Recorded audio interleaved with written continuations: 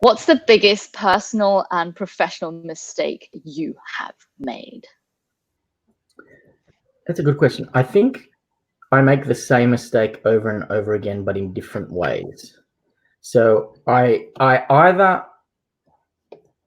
I'm thinking professionally, not personally. I'm either exerting too much control or I'm not exerting enough control. And I'm trying to, you want to be as open and supportive and democratic as possible. And sometimes that's really bitten me on the ass when I've allowed other people to control things that matter and that I actually needed to be done in a particular way. And I've given too much control in those times. And then other times, I probably have held on to too much control when I didn't need to. And that then causes other problems. Are you a naturally controlling person? No, I don't think so. People say they're perfectionists. I'm definitely not a perfectionist. But I do have sort of, I think in my own mind, I have a sense of not necessarily the way things that should be done, but how they should be at the end. And I get concerned if it looks like they're going to end up differently. I don't really care the path it's taken. I just want to make sure that the vision is realized. And so I don't think I'm controlling by nature.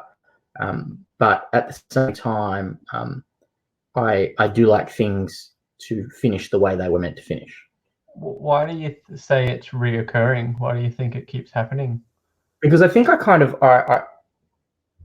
I'm constantly it's like being on a tightrope. Like sometimes I'm leaning and I'm giving too much power away and I'm saying, no, you do that and you're on your own and run hard and, come to me if you have any questions. And then at the other time, I'm going, no, this is specifically how I want it done. And let's talk about it on a regular basis. And I want to be across everything that happens. And so sometimes I feel like I'm giving mixed signals about how much freedom people have to be able to do what they're doing and how much involvement I want or not. Oh, do you ever, because I've dealt with this before too, I mean, the fact that you're zigging and zagging, the ones where you gave too much freedom and it bit you in the ass, did you kind of expect it to happen that way? No. So, I mean, that one, if I'm thinking of a specific worst single mistake I've ever made, it was that we set something up. We did it deliberately to be a business on the side.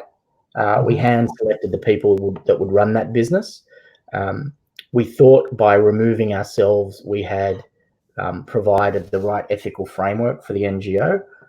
But then what we learnt was a couple of the people that were running, that we handed the keys to, actually weren't aligned at all with what we wanted. And they started running in the complete opposite direction. And yet what was required was for them to really deliver. It was critical for me to be able to deliver what I needed to deliver. They had to deliver their piece.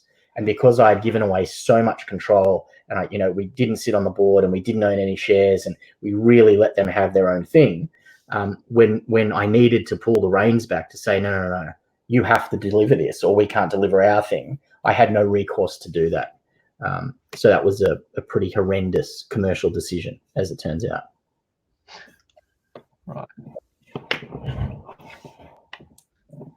What's a lie you tell yourself to protect yourself from the truth? I think the most prominent lie I tell myself is that, because I work in social impact and because so much of what I do is about trying to make things better, that's mutually exclusive from being selfish, and it's not. And in fact, a lot of the time you can be selfish because of those things. And so I will work harder and I will do things for me and things that I want to do and things that I enjoy. And I'm able to kind of go, well, I'm doing it for others and I'm doing it because it serves a greater good. And in fact, it becomes, rather than this thing that should stop you from being selfish, it's the thing that it becomes an enabler to being selfish.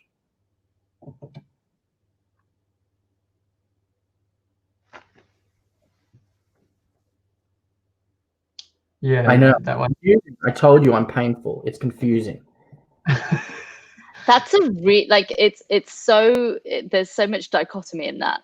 it's the sort of the a want to get things done for the greater good, and it's kind of like, is it Machiavellian? Is it the end justifies the means? Yeah, no, it's not about no. So that's not what I'm saying. So it's more. It's not that the ends justify the means, but it is a way of, for example, I'll give you an example. So, I just adore my family. I live for my family, but a big part of doing what I need to do is traveling.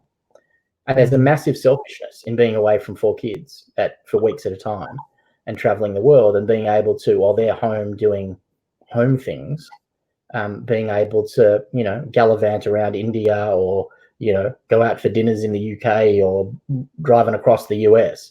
There's a selfishness in that. I'm experiencing, yes, it's hard work and it's exhausting, but it's still a positively enriching thing for me. And it comes at the expense of others. And I can justify it by saying, or I do justify it, I don't know if I can, but I do justify it by saying, well, I'm doing it because it's an NGO and I'm just trying to help people and I want to make the world better. And so there's this thing where, it is genuinely at times selfish, and yet it's done in the name of something that is meant to be the exact opposite of that.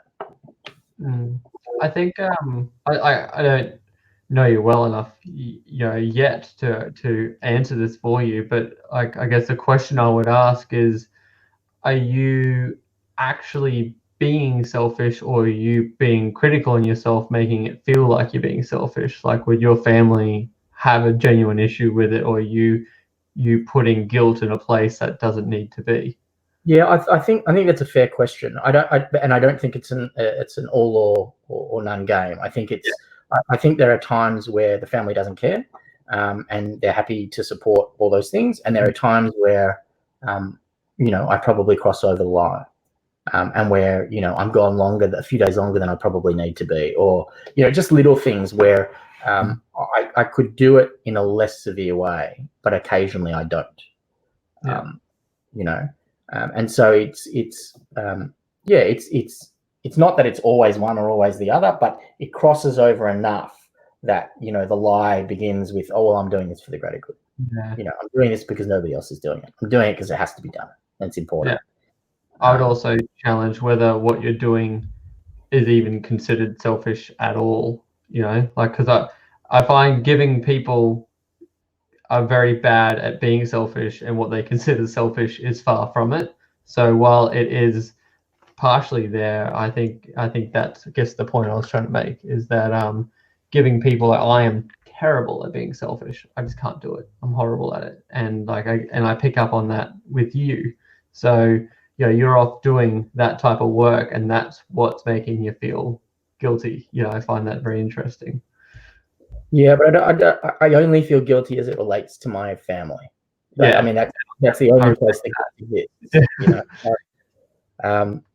So it's more the and sometimes it hits home when you'll get to give you an example.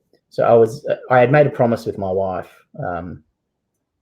a few years ago when the traveling really started. It became kind of like an every month I was overseas thing.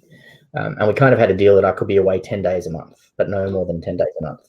And then in the end of a year and a half ago, so the end of 18, I spent 2 consecutive months where I was away for over 20 days. So first in the US, which was an incredibly long trip.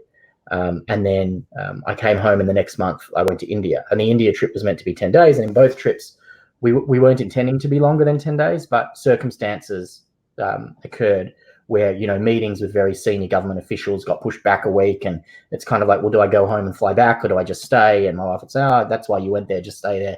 And then so the second trip, which was the second month in a row that I was away for an extended period of time, I was in India, and I was away for 3 weeks. And my eldest son texted me one night, and I had been away for, 4 or 5 weeks, or 5 or 6 weeks, something like that. And he sent me a text, and he said, Dad, it's time for you to come home. And that's when you kind of know that, I'm trying to do things, but there are people at home who need me home. And so I remember coming home from that trip. I called my partners. I said to them, I'm done. I'm not doing this anymore. I made a promise to my wife that I wouldn't travel for 6 months, and I didn't. And yeah, and so you've got to take stock of those things, but it's very easy to keep telling that lie to yourself. Like it's because it's a lie that also makes you feel good. So it's easy to tell it. Yeah, it's the same as working late, isn't it? You're doing it for a bigger purpose. You're not doing it almost because you enjoy it, but it's affecting those that you love most. You know what I mean? So yeah, I get that, and I've only been overseas twice, but I totally get how you feel. Yeah.